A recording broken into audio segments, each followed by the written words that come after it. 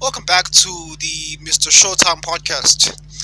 Today's video, I'm going to be doing a response on Mumia Obsidian's video titled, "Is the age of the Negro jawline over?" Right? Now, although this video is 5 months overdue, but I couldn't help but do a MrShowtym response. Here's my response. Is the age of the Negro jawline over? Sadly not. Right? Sadly not. Because for two reasons. One, people don't change overnight. And two, black men have a responsibility to take control of the do's and don'ts of the black community. And black men haven't had the mental fortitude to do so. Black men have been very passive. Now, this is just a short take of mine of my take on Obsidian's video, right? I'll link to the video on my description to the full podcast so you can listen to it. I love that video because it's so prolific, it's so true. And the question that, well, not so much as a question, but the one thing that Obsidian says in that podcast is are black women's mating strategies atavistic and primitive? I agree, and I agree. Because, okay, long story short, right? I've noticed this myself growing up. I'll date it back to high school. Sorry, not even high school, primary school, right? I was the non-select type of guy in primary school, growing up generally. Because black women, they only look at guys that are extrovert, overt, and loud in their personality, in the way they carry themselves, and in their traits. You see, for black women are only attracted to loud things. You have to be tall. You have to be overtly loud. You have to have this loud, obnoxious personality. You have to be funny. You have to earn six figures. You have to drive an obviously fancy sports car. You have to have loud traits. Everything about you has to be loud and overt. But black women never think beyond short term. Black women are heavily focused on looks more than any other group of women on earth. Black women are very focused on looks. This is why they go after these quote-unquote cute guys. They get knocked up and then they end up as single mothers. This doesn't only happen once, not twice, but it's a cycle. A lot of black women I went to school with, they've fallen victim to the same fate. It's not so much as a victim, it's more like a choice. They're proactively selecting guys that are bad for them, guys that obviously don't want to commit to them. They get pregnant by them, and then the guy leaves them, and then they want to blame the guy. But they never think to themselves, hold on, the guy might be good looking, but what is he? What are the effects? What are the ramifications of getting with this guy long term? Is this guy a family man? Does this guy have a stable job? Is he invested in me? Is he father material? Black women never look past that. They never look at that. They only look at oh, he's got six-pack abs, he's handsome, he's 6 foot tall. I'm wet. And then they get pregnant by them, and then okay, you didn't plan long term, so now you're screwed, and now you're surprised. So listen, we're not. Obsidian's not being insulting by saying black women's mating strategies are primitive and atavistic. He's telling the truth, and I agree. It's very primitive to think short term.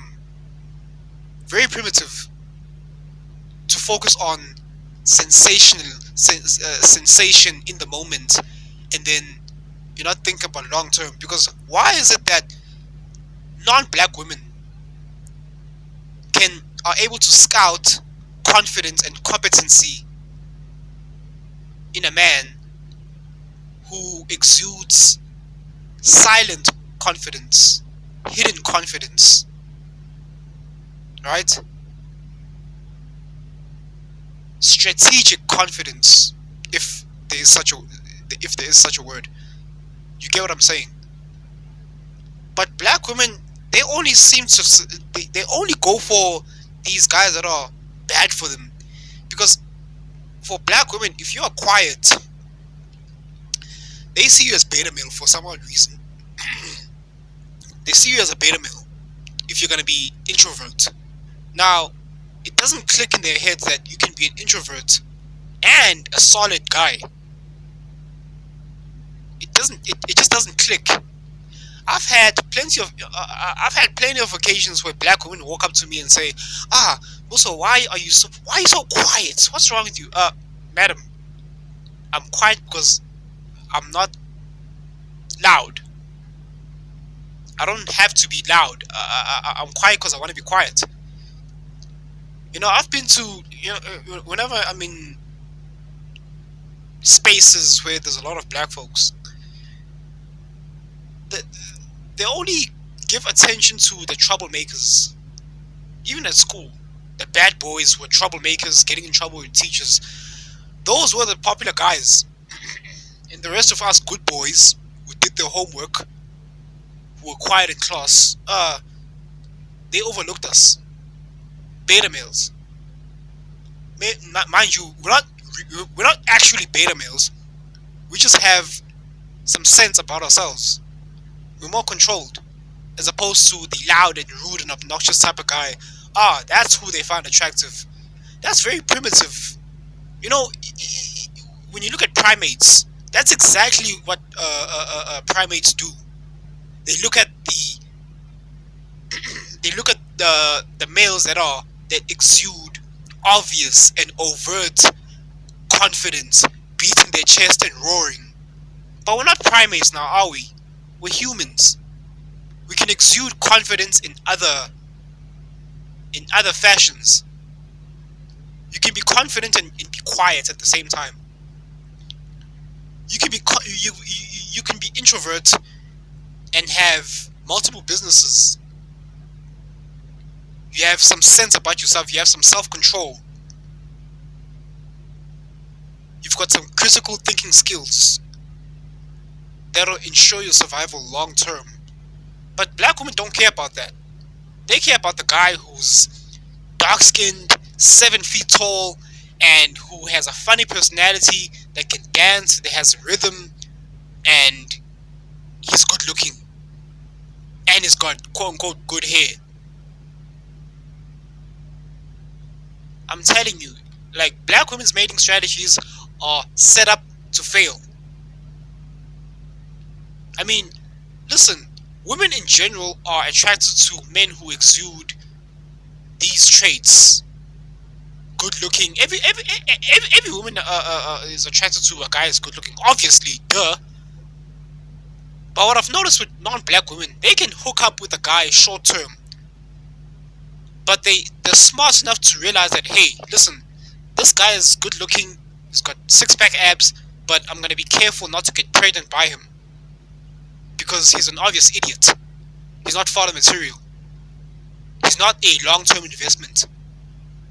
So in other words, non-black women, they'll be attracted to a guy who's 6 foot tall, Brad Pitt, Chris Hemsworth type of guy, Dwayne Johnson type of guy, but they're smart enough to not be pregnant by him because they don't know him. They realize that, hey, this guy's full of tattoos. He's a party freak. He's not long-term material. He is not a long-term investment. But with black women, that doesn't click. They just run home with the guy. Oh, he's handsome. Okay, home run. They swing for the home run. That's a very stupid way to go about it.